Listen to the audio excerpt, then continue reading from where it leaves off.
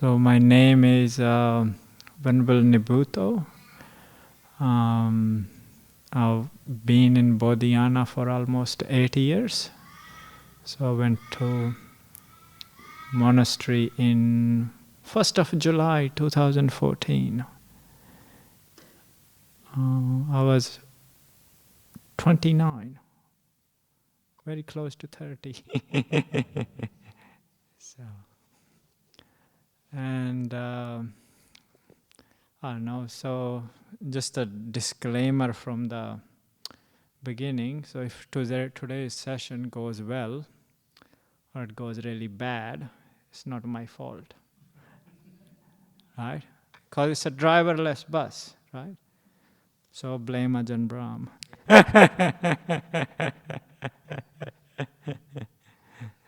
That's what Ajahn Brahm says, right? If something goes well, give all the praise to me. If something sort of like complained or negatively, pass to another monk.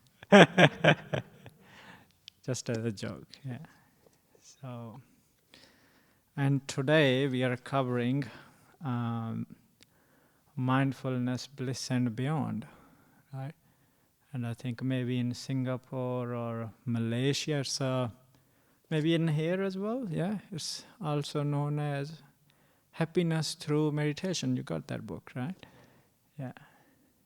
And it's a very serious book about happiness, joy, yeah.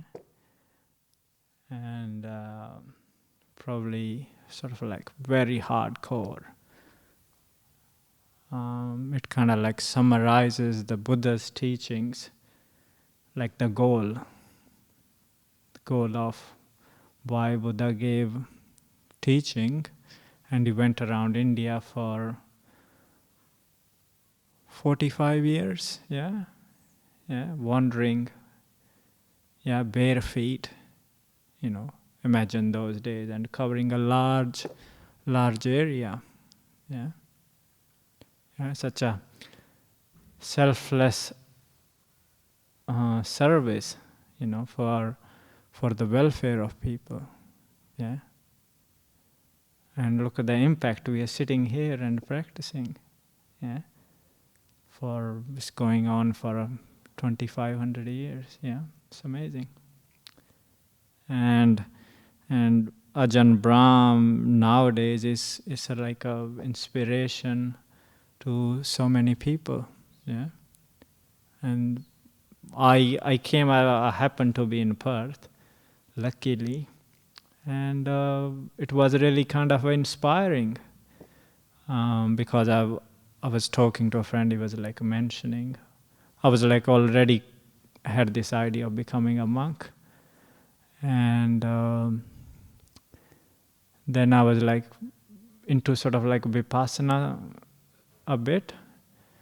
And then when I went to the suttas, I was like, oh, Buddha is mentioning about the jhanas. There is no mention of like vipassana. When he goes through the sort of normal teaching in the suttas, generally, he would say like, oh, you start the training with virtue, and then you sort of like practice morality, your conduct, you meditate. And you go into these deep samadhis, jhana, the first jhana, then second, right? And you don't hear about it in vipassana circle, right? And that's why I was like, why is sort of like I don't hear about it, right? There is like hardly anywhere Buddha says like inside meditation, right? No, it doesn't say that. It says jhana, like in Sanskrit they call it dhyan. Yeah. So then somebody who kind of like read the book, they were saying, oh, Ajahn talks about jhana. I was like, really? He's like, oh, then they asked, oh, have you read this book? I said, no. They're like, to try. When I first read it, and I was like, wow, this is amazing. Manal was asking me the other day, she came to the monastery. She asked me on Pindabad, she's like, oh, Bhante, have you read the book? I said, yeah, I did, 8 years ago. This is actually the book I have. I bought it when I was a layperson. I still have that book. Yeah. So, and over these years, I have sort of like flicked through the pages sometimes. But I had to do a little bit of reading yesterday. So we starts off, yeah. So I made some like points, but and I think I'll probably be skipping through few of the sort of like topics in this book because it's sort of like quite a thick book to be covered in 45 minutes. But the summary of it is you stay in the present, right? You sort of like, bring your awareness to the breath. And when your breath comes down, the nimitta comes, and you look at the center of the nimitta, and your mind's going into jhana, and you come out of the jhana, you contemplate. There you go, you're enlightened, bang. It's that easy. What is it? No. It's a lot of hard work, isn't it? So I sort of like wrote a little bit, but it's not much. So I just sort of like keep the track so I don't lose. You can skip the forward. It's not really well written. I don't know why wisdom did that. So anyways. So let's hear in Ajahn words. Meditation is the way of letting go. In meditation, you let go of complex world outside in order to reach powerful peace within. In all types of mysticism and in many spiritual traditions, meditation is the path to a pure and empowered mind. The experience of this pure mind, released from the world, is incredibly blissful. It is a bliss better than sex. In practicing meditation, there will be some hard work, especially at the beginning. But if you are persistent, meditation will lead you to some very beautiful and meaningful states. It is a law of nature that without effort one doesn't make progress. Whether you are a lay person or a monk or a nun, without effort you get nowhere. Effort alone is not sufficient. Effort needs to be skillful. This means directing your energy to just the right places and sustaining it until the task is complete. Skillful effort neither hinders nor disturbs. Instead, it produces the beautiful peace of deep meditation. So, means effort, mindfulness, effort, and wisdom, they're really important. Yeah? If you look at the 37 enlightenment factors, what is the first one which occurs? The factor which occurs the most, is energy. Right? It comes, I think, 9 times out of those 37, and then is mindfulness 8 times. Yeah? And then wisdom 5 times. Yeah? And then comes samadhi, right? Jhanas 4 times. Yeah? And then faith comes twice. Yeah? Because you can get a lot of energy through faith. Yeah? A lot of beautiful piti, sukha, and then the other states sort of like, factors come in. So effort is really important. Yeah? The effort being able to just sit down and to let go, using wisdom. Yeah? So then Ajahn sort of like goes through these steps. He mainly sort of like in this book talks about breath meditation. Because even in the suttas, if you look at the Anapanasati Sutta, Buddha says, if you just practice, breath meditation, it can take you to enlightenment. Yeah. So in this chapter, he sort of says, in the basic method, he says like, you will cover 4 initial stages of meditation. You may wish to go through the initial stages quickly, but be careful if you do. If you pass through the initial steps too quickly, you may find that the preparatory work hasn't been completed. It's like trying to build a house on a makeshift foundation. The structure goes up very quickly, but it may come down soon. You would be wise to spend a lot of time making the groundwork and foundation solid. Then, when you proceed to the higher stories, the bliss states of meditation, they will be stable. Yeah. So that's why foundation is very important. Yeah. Keeping your precepts. Yeah. Following the Eightfold Path. Yeah. So it's just not about practicing, mindfulness and meditation. It's the other factors as well. Yeah. So that gives you good grounding. Yeah. And then doing the meditation, like following the initial steps. Yeah. Of if you're doing any sort of like picking up any meditation object, it may be metta or breath meditation. Yeah. One should go through steps. Yeah. Yeah. Just like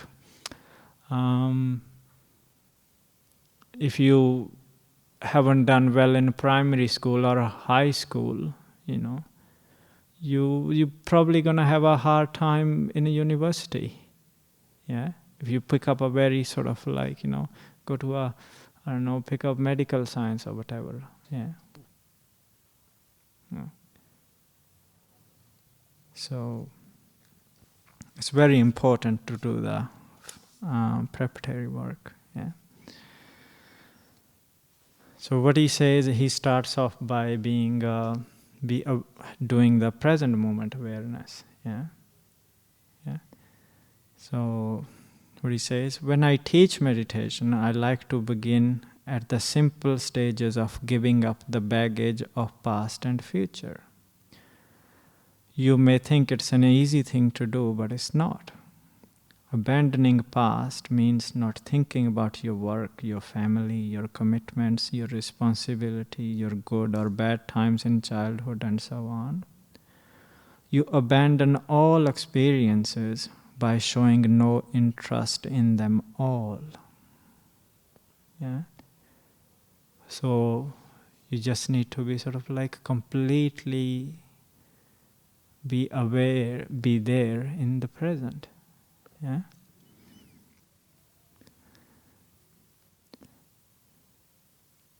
During meditation, you become someone who has no history. You don't think about where you live, where you were born, who your parents were, and what was your upbringing was like. All that history you renounce in this way. If you are meditating with others, everyone becomes equal, just a meditator. It just becomes unimportant whether you are an old hand at meditation or just a beginner. If we abandon all that history, we are equal and free. We free ourselves of some of the concerns, perception, thoughts that limits us, that stops us from developing the peace born of letting go. Every part of our history is finally released. Even the memory of what just happened just a moment ago. Whatever has happened no longer interests us, and we let it go. It no longer reverberates in our mind. Yeah. It's a very nice idea, isn't it? Yeah. And that's how you become stress-free. Yeah. You don't think about it. Yeah. That's my many of these mindfulness techniques are used in psychology. Yeah. When people sort of like keep on thinking about the past, they keep on bringing that trauma or whatever they've been through again and again into their mind and stressing themselves out again. Yeah. So actually I forgot to mention before, if anybody wants to comment or question, you can sort of like raise your hand or interrupt, yeah, or discuss, yeah, yeah.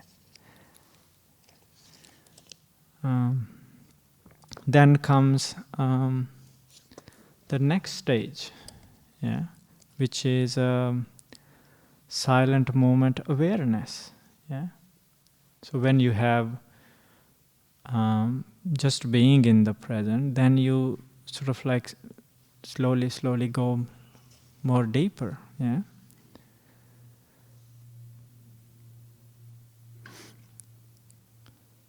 So silence means no commentary, right?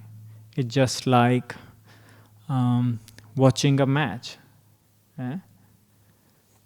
If you have watched any cricket or a tennis match without the commentary, yeah, because commentary normally is biased, right? And then you can see what's going on. It's same like with the mind, right? If you don't talk, right? If you're just observing, then you are able to see more, and you can sort of like be more discerning. Yeah.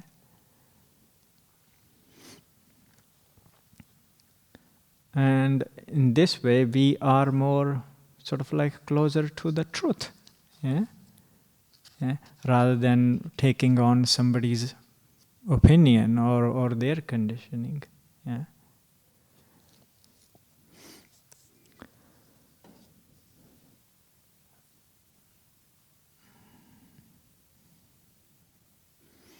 And the other thing is, the problem what we have is we give so much importance to our thoughts, right? The inner commentary, we sort of like see something, then we sort of like, try to make sense or judge or whatever, right? Because we value it, right? That's how we sort of like tend to navigate in the world, right? It requires some thinking. Yeah? But in meditation, it's not useful. Yeah? So we bring all that condition. If we just sit and observe, yeah, and don't give value to thinking, right, then we are much more at peace. So in meditation, we give value to silence. Yeah? And that is more important. Yeah. And so then Ajahn sort of like talks about different sort of like techniques about developing inner silence, and one of them being noticing the space between the thoughts. Yeah, this is pretty common. It's also used in like other meditative traditions, like some of the sects in Hinduism, or which are just separate as well. Yeah, it's fairly common. Yeah, and then slowly you sort of like find that silence is delightful. Yeah, if you condition your mind enough, not having any thoughts, just sitting, it's so delightful. Yeah. And then Ajahn sort of like mentions the third stage, that's being silent, present moment awareness of the breath. Yeah? And so let's read a little bit. If we want to go further, instead of being silently aware of whatever comes to our mind, we choose silent present moment awareness of just one thing.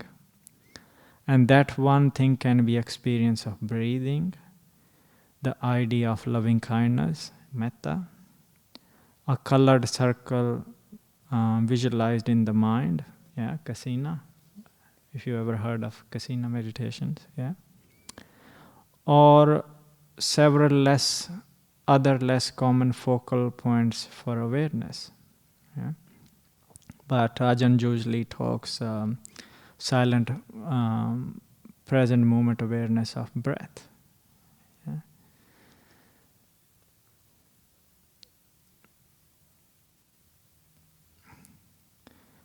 So he sort of like talks about being simplifying it, right? Unity versus diversity, right? Choosing to fix one's attention on one thing is letting go of diversity and moving to its opposite, unity. Yeah. As the mind begins to unify and sustain attention on just one thing, the experience of peace, bliss, and power increases significantly. Here we discover that the diversity of consciousness is another heavy burden. It's like having 6 telephones on your desk ringing at the same time.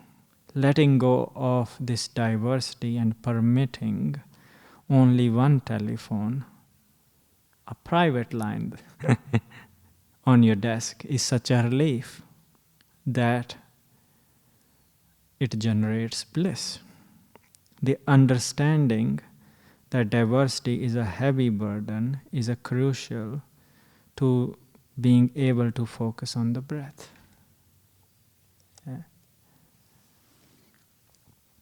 So the sort of like another way is to have a careful patience. Yeah? Ajahn sort of says that like careful patience is the fastest way. Yeah. But sorry, yeah, you want to say something? Yeah, please, yeah. I just started for myself with clarifying those stages a little bit for me. So when we go through the first stage of present moment awareness, Yeah. my understanding is that the 5 senses are still being felt. Yeah. You're recognising those, and you're working on just... You can speak in microphone, yeah, thanks. I can just hold that.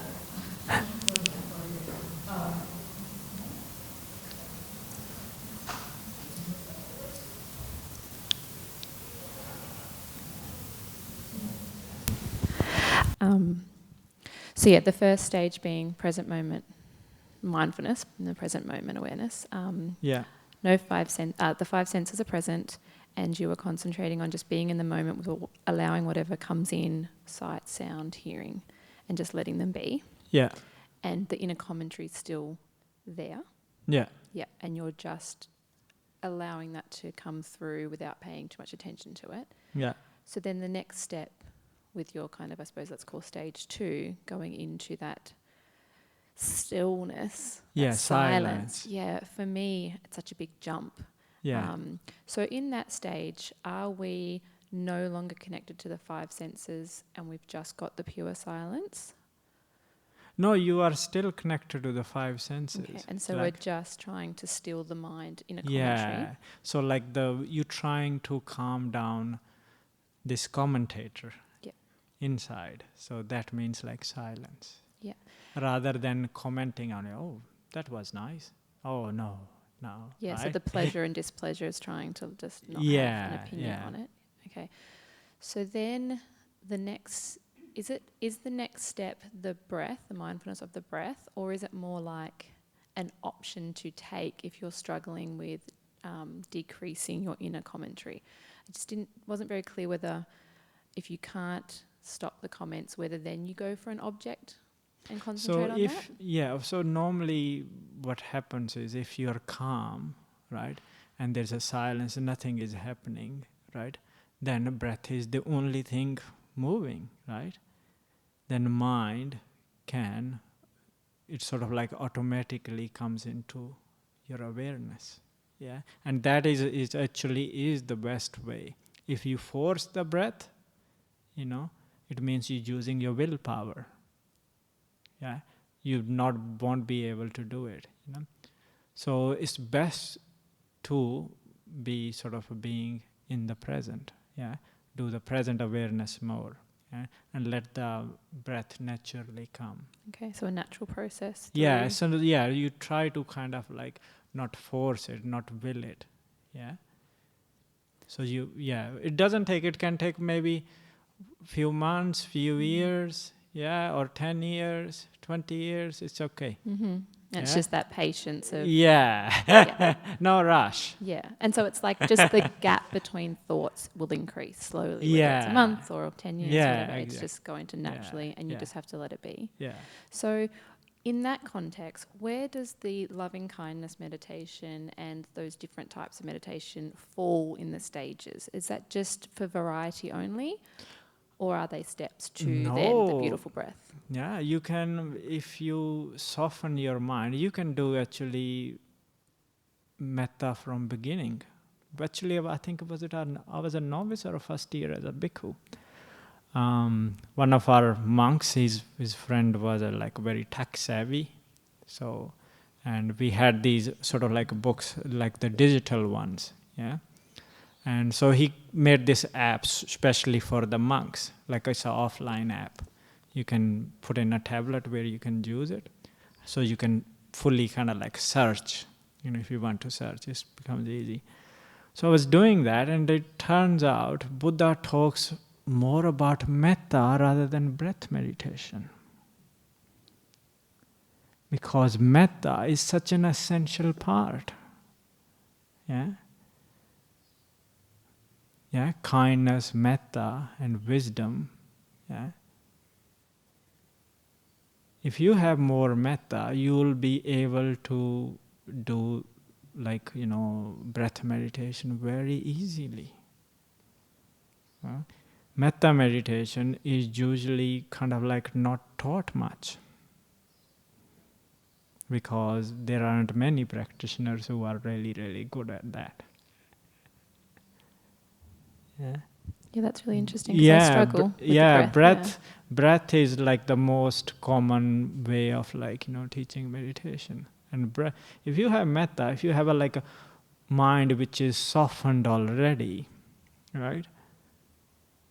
You'll be able to do breath meditation very easily. Yeah, you may not even be able to do the breath meditation. The whole purpose of the breath meditation is to bring up these beautiful nimitta, these signs, yeah, these beautiful lights where you can enter samadhi, go into jhana. Yeah. Okay. Thank you for clearing. Yeah, I was just thinking. So that is just an object. Yeah. So if you are struggling with the breath meditation, you can't do it. Do metta instead. So it's just a different path that you take through to jhana rather than the breath. Okay. Wonderful. Yeah. Not essential. Thank you so much. Yeah.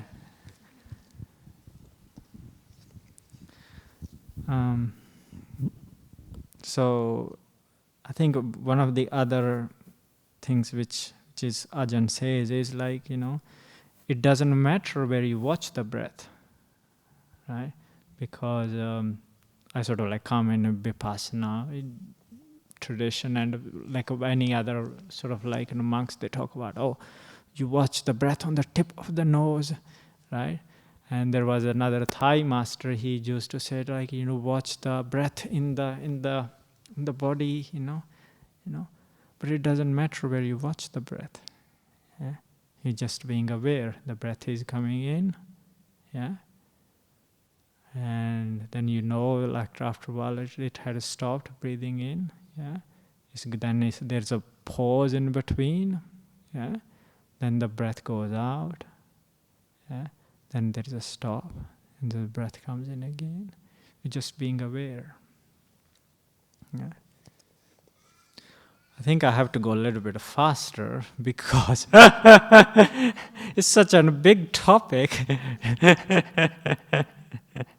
And it's very nice as well. It sort of like brings lot of sort of like questions and comments. So then he sort of like goes on talking about be able to sustain your attention, like full sustained attention on the breath. Yeah, right. If you can be aware of the breath for a long period, like say like maybe 100 breaths or 200 breaths, yeah, it means your mind is quite still, yeah, without any interruption or without thoughts, yeah. And what you're doing is, yeah, making the foundations quite stronger, yeah. So then the next stage comes the beautiful breath, yeah. After you are able to sort of like, able to sustain the attention, yeah. And he says, he calls it like the springboard of meditation, yeah. Why he calls it? Because one may dive into the blissful states from here, yeah, the jhanas, yeah. When we simply maintain this unity of consciousness by not interfering, the breath will begin to disappear, yeah. The breath appears to fade away as the mind focuses instead on what is the center of experience of breath, which is awesome peace, freedom, and bliss. Yeah? At this stage, I introduce the term beautiful breath. Here, the mind recognizes that this peaceful breath is extraordinarily beautiful. We are aware of this beautiful breath continuously, moment after moment, with no break in chain of experience. We are aware only of the beautiful breath without effort for a very long time. Yeah. So if you are able to do that, it means, you got some good grounding. Yeah? You're making some progress. Yeah? Yeah? But normally when people go on retreats, after 1 or 2 days, sometimes they sort of like start to expect the results. Oh, maybe I'll go into the nimittas, I'll go into the jhanas, the craving comes. I've been here 3 days, I got no jhanas yet.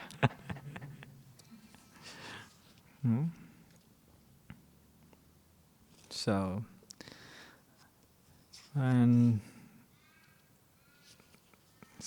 let me sort of like flick through.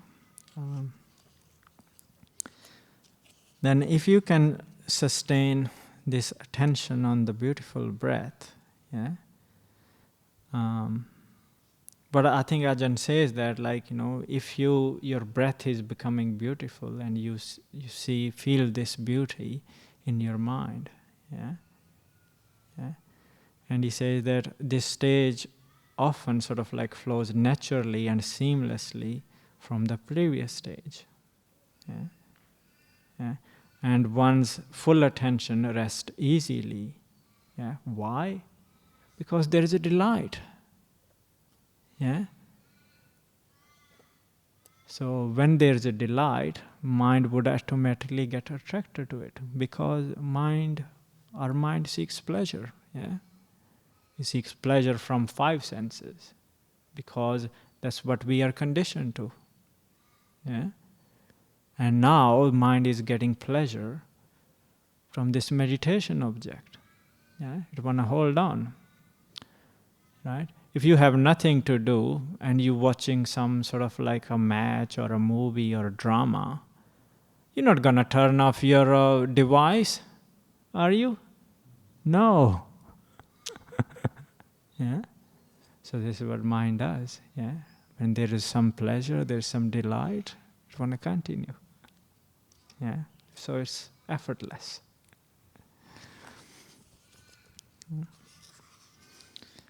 And then usually, sort of like what happens is then your breath disappears, and there's only delight left in the mind. Yeah? And usually then what happens is these beautiful lights come into your mind. Yeah? The nimittas. Yeah, you may have heard Ajahn talking about it. Yeah. I'm not sure if he talks it here, probably on Saturday meditation or the sutta classes, but I don't think he says much on Friday night talks. Yeah. Yeah. So, and then, which is what nimitta is just a mental object. Yeah, which is kind of you can say it's the reflection of the mind. Yeah. Yeah? But this is not something visual, but mind sort of like try to make sense of it. So it sort of like comes as something visual. Yeah? And the colors, not only if it's like pure bright, the colors are like quite vivid. Yeah? If it's blue, it won't be like the blue you kind of like seen anywhere outside in the five sense world. Yeah? And sometimes people can get like all sorts of nimittas, like nimittas of landscapes, of scenes, or stars, like the sky, or going journey, like fountains, like, and many sort of visions and other things can appear in the mind, which can be very deceptive. Yeah? And if one doesn't have much wisdom, and they can sort of like can cause problems for you. Yeah. But it's best to ignore those sort of nimittas. Yeah. The best sort of like nimittas which are kind of recommended are like, which is like a sun or a moon. Yeah. Like a disc. Yeah. So if you sort of like imagine before, and you kind of like, try to program your mind, yeah, condition from the beginning, yeah, it's easier. And if the more the nimittas are more sort of like, scenes and stuff, yeah, it's usually a kind of like a sign of a complicated mind. Yeah. So you kind of like try to live simply. Yeah. Right? This whole path is about how you live your life daily. Yeah. It's not like, okay, now I do whatever. Yeah. Yeah. But when I sit on meditation, I just want to go into the beautiful nimittas and jhanas and get enlightened. Yeah. That's not how it works. Yeah. Yeah. So it's sort of like a natural process. Yeah. If you are calm and live in the present, yeah, the subsequent results going to be more sort of like, pleasurable. Yeah.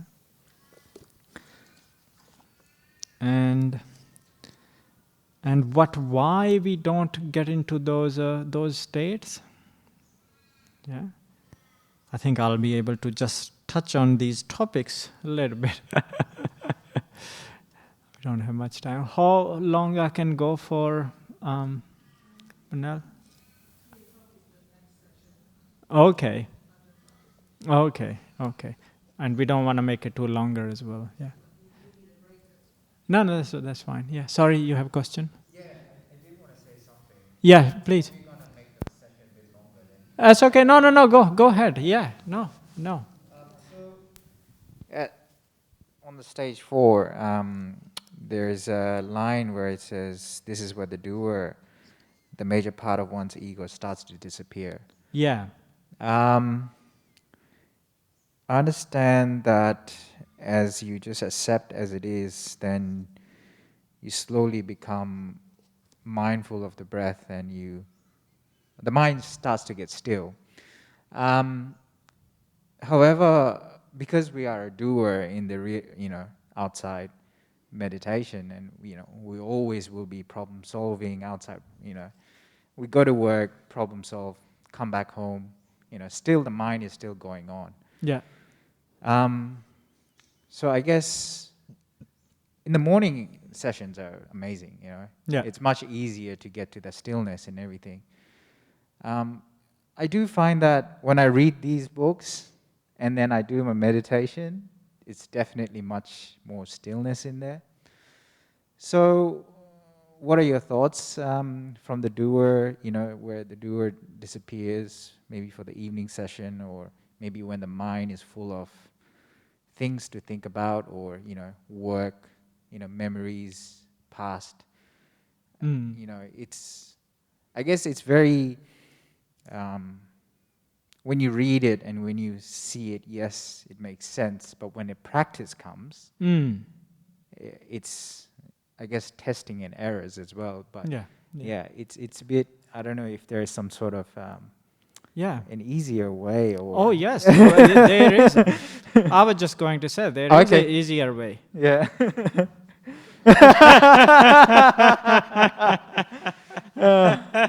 These robes. Thank you. Yeah, that's why Buddha sort of like set up in a way, right? But if you live in the world, it is going to be hard. Yeah, as you said, like after you read this, and then you sit meditate, it becomes easy. Why? Because your mind gets inspired. When you're reading something which has a lot of peace, right? And mind kind of recognizes it. It finds a joy. It's inspired. It calms down when you sit, right? It's much easier, There's a really kind of like lovely little discussion with, I forgot the name of, was it Sariputta or Sariputta's cousin? So this sort of like monk asked, like, what's the hardest thing to do in this Dhamma? You're in Master Gautama's Dhamma. He's like, the hardest thing to do is to ordain. Yeah? And then he said, like, okay, if one has ordained, what is the next hard thing to do? He's like, to kind of, to sort of like live sort of like virtuously, yeah? And then he kind of goes, what's the other hardest thing? He's like, to be inspired. Inspiration, yeah? But once it's inspired, then it kind of goes on, then it's easier to go into samadhi. Yeah? And even for like, I think it's true for everyone, inspiration. Yeah? When you are inspired, mind, you have this good mental energy. Yeah? And why like many people struggle with meditation, yeah? Right? They're doing whatever, then they just sit down, yeah? You try, because you don't have much mental energy, you are not able to follow with the meditation object. Yeah. If mind has some energy and inspiration, it's easier to watch the breath. Yeah. Yeah. Sorry. Go on.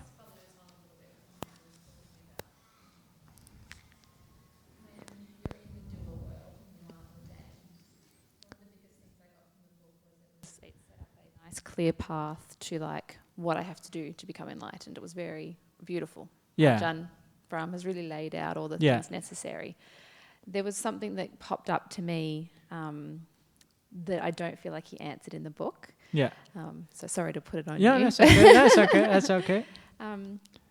So when you follow the Eight Noble Path, Yeah. it says that you should refrain from unvirtuous sexual acts, Yeah. which I take to be if it's not in a loving way. So you can still have sex and follow the eightfold path?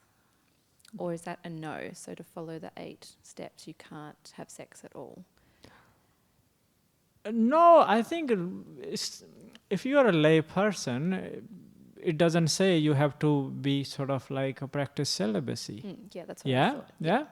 So yeah, of course. Okay. Yeah. So then from there, when you're talking about going from all through the stages to jhana, I started to get the feeling that maybe jhana isn't possible unless you are Celibate. refraining from sex and you are celibate. No, jhana is still possible. There were, I think, many lay people who were during Buddha's time who sort of like became sort of like enlightened. But normally what happens is if your meditation is going good, the defilements of the mind are subsided. You are not interested in sex. Yeah? I got that. If you're not hungry, why you want to eat? Yeah. You think you're going to feel sick afterwards. Yeah? It's just a natural process. You just naturally sort of like turn away. Yeah. So then it led to the next question, because that is what I got from it. I got that, already I am not deterred, but, it's not really there. So then the issue is I highlighted a sentence that literally said that the path to enlightenment shouldn't hurt others. And you see, I'm in a relationship and I have children.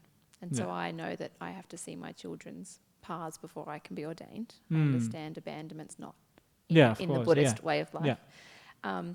However, obviously, to follow that path, to become enlightened with a mind that isn't, caught up in sex and things like that, I would have to end the relationship and by doing so hurt another person. So I hope this isn't too off topic for everyone else, but I would just love a little bit of insight into where does that come in? What's the path there? Is it okay? Is it not okay? Is it... Yeah, I don't have the answer to that. I think you have to sort of like think about your circumstances more, right? Yeah. So if you end the relationship, is there like much tension in you? Yeah. Are you at peace? Yeah. Is your life becomes more easy, or does it become more hard? Right. You have to sort of like think about it. Yeah. If it creates more tension, and then maybe it's not the good thing to do. Yeah. Tension for myself or for the other person? No, in your mind also you kind of like, you have to think about the other person, what's their view on this as well, right? In the relation. Yeah. But obviously, you do have to take a life of no relationships to... Yeah. So that's the maybe goal. Maybe continuously sort of like continue like simplifying your life.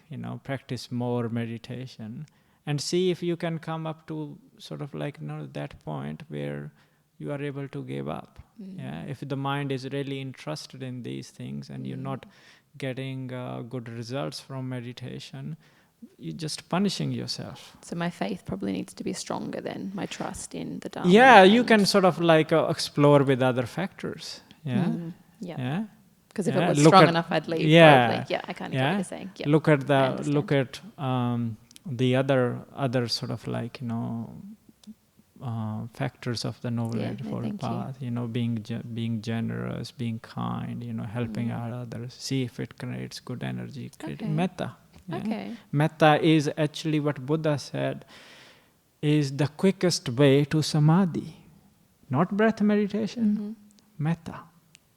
Why? Because your mind is soft. Yeah? Defilements tend to go down quickly. Yeah? There's a really kind of nice saying by this mystic from, I think, 15th century in India, Kabir. He was a meditator. And he says, like, you don't become wise by reading so many books. Yeah? If you just practice one word, love, yeah, kindness, that's how you become wise. Yeah? And he seemed to have like, I grew up in India, so they're like, they're used to sort of like, his sort of like, verses used to play in a cassette player and stuff, It used to go in like houses, yeah. And you hear they're really nice, yeah. You seem to have really good samadhi, yeah.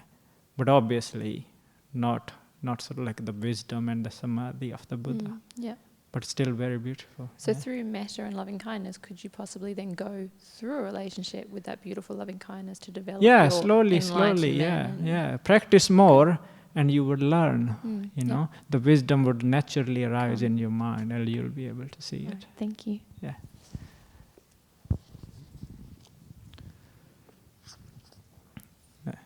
That's okay. Yeah.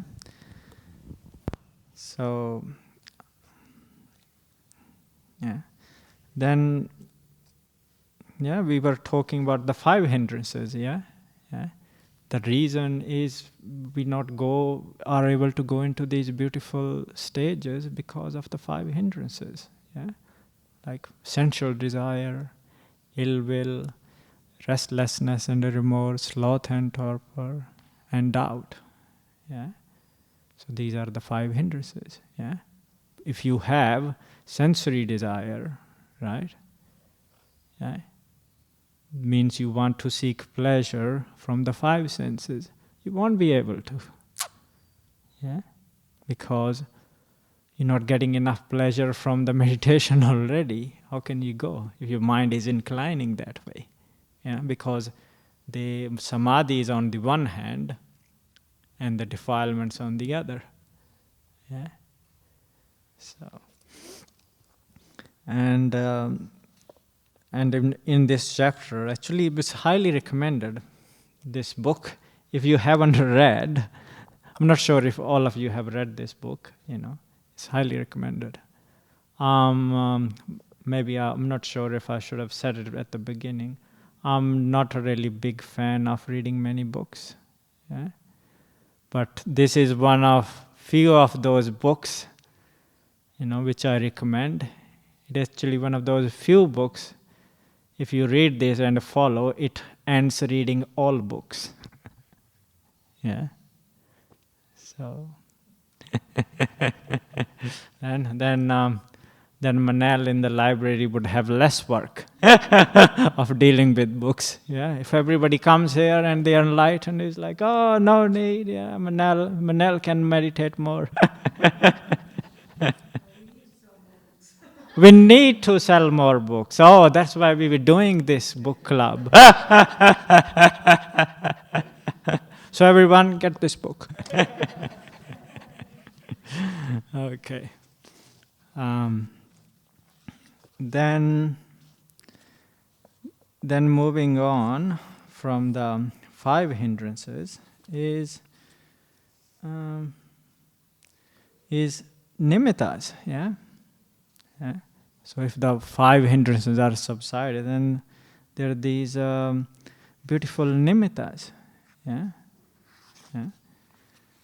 And but sometimes when these sort of like people in the beginning, they have problems with the nimittas. Yeah.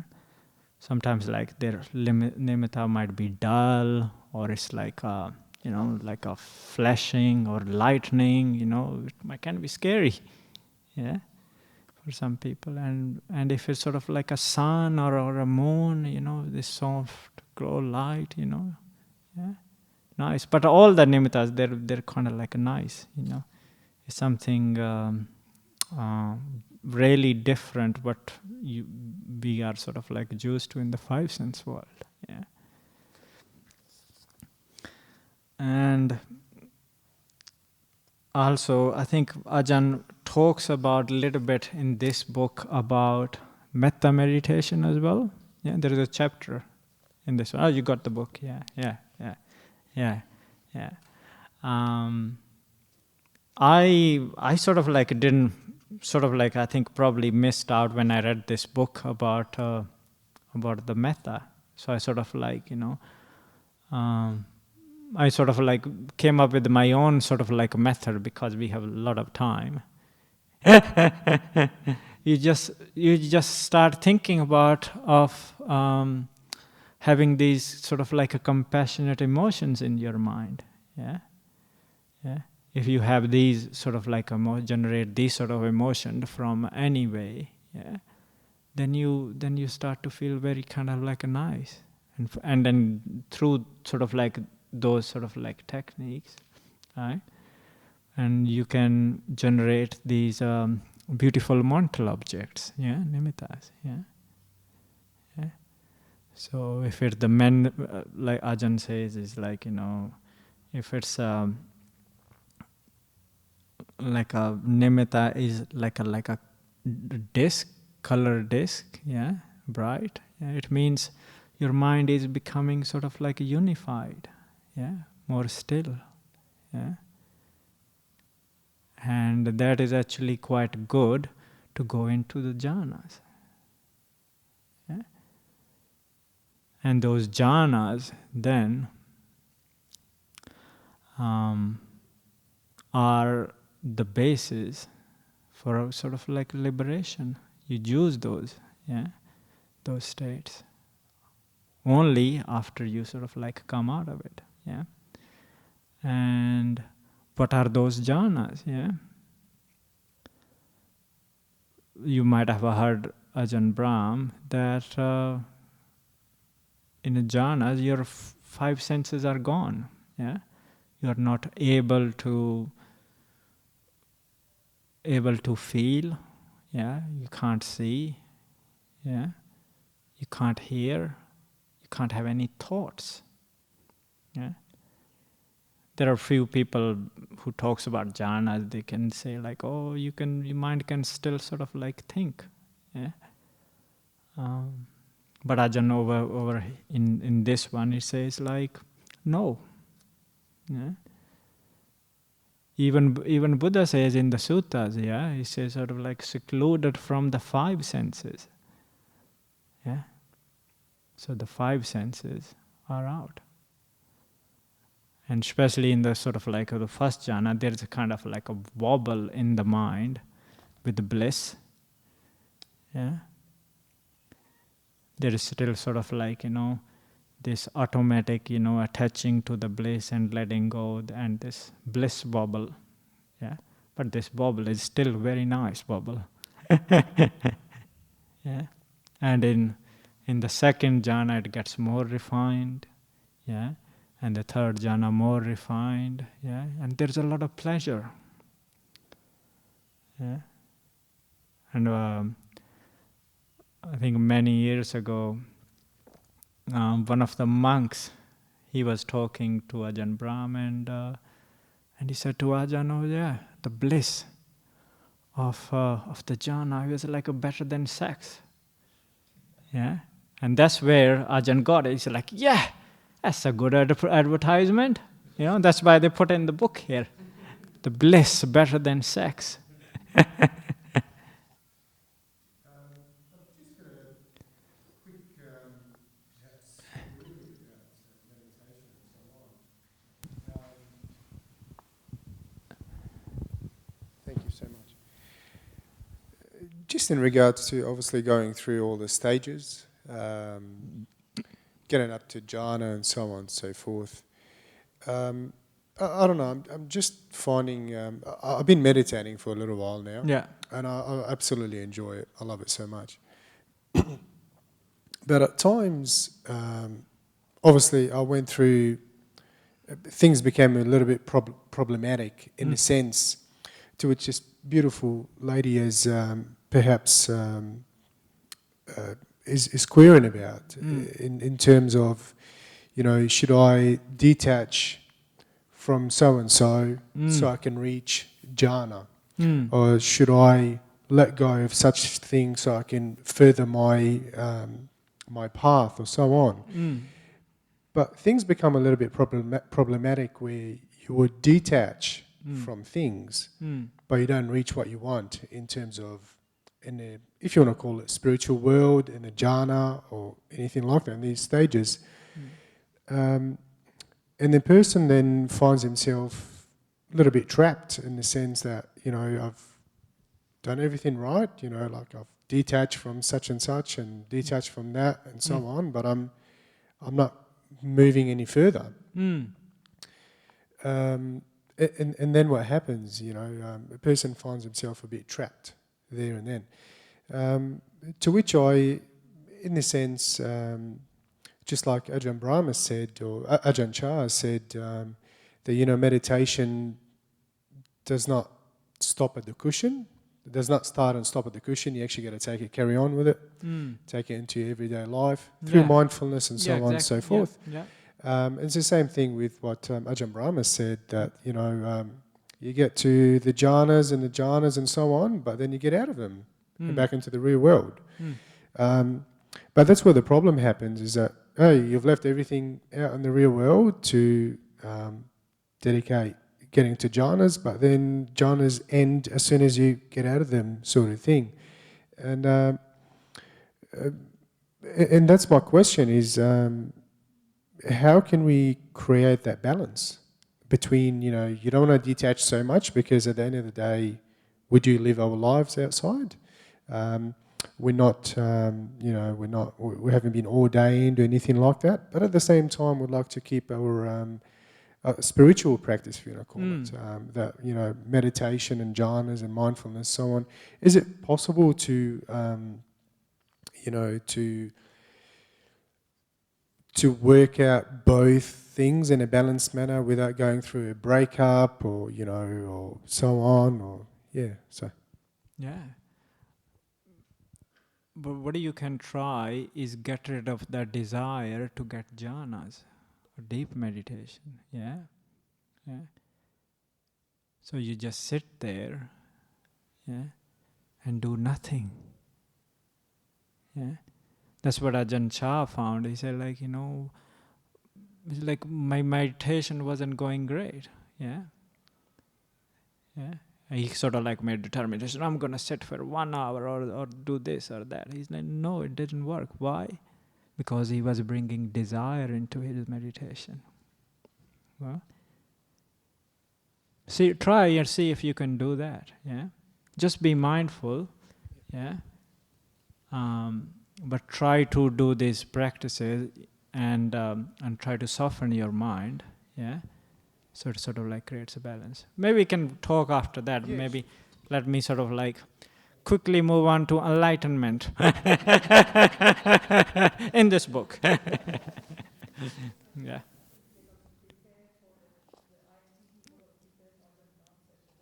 Yeah, sure, yeah. So I try to wrap it up in...